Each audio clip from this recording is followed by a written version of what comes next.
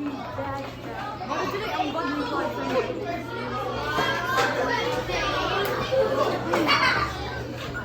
Ha? Wika! Wika! Ano ba ang nangyayari sa akin? Ano ba ang nangyayari sa akin? Parang naglalakad ako sa gubat ng mga banyagang salita. Ito ba ang aking tinig? Bakit parang hindi ko nakilala? Sa bawat salitang lumabas sa aking tinig, ako ba'y nagiging estranghero? Ano bang hinahanap? Ano ba itong ginagawa ko? Bakit ganito? Ano bang hinahanap ko? Kalayaan? Kalayaan ko saan? Sa sarili kong wika? Paano naging kalayaan ang paglimot sa sarili kong pinamulan? Ah! Baliw na ako! Baliw na ako! Sa banyagang katalak, wala ako. Oo. Balikan natin. Balikan natin sa simula. Saan ba nagsimula ang lahat ito? Saan ba nagsimula ang lahat ito? Saan ba? Kailan ba nawala ang sarili ko?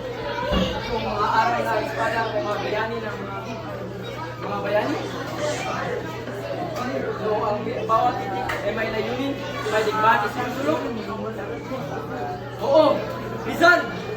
Oo, Rizal! Narinig ko pa ang kanyang mga salita. Nagsusulat siya, nagmamatyag. Pero bakit ako? Bakit ako hindi magawa yun? Parang, bakit ako nagtutulala sa mga salitang hindi naman ko talaga naintindihan? Parang ang dami kong alam, pero wala akong nakuha.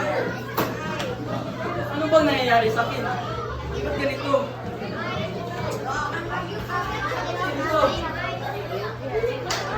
Ang wika ko, kaluluwa ko. Bakit ko pinulituran? Teka. Sandali lang.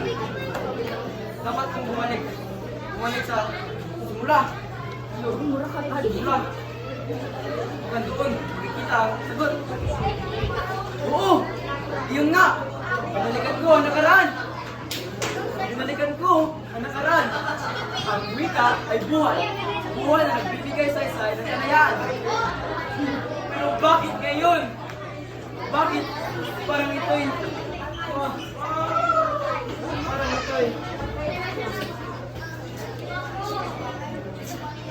parang hinahanap ko.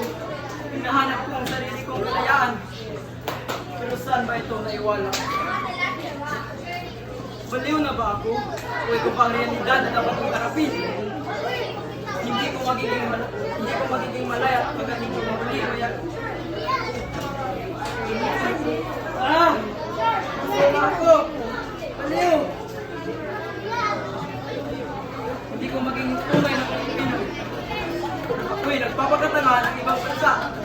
Ibang wika ng bansa. Oo, wika ang susi. Hindi ako magiging bihag.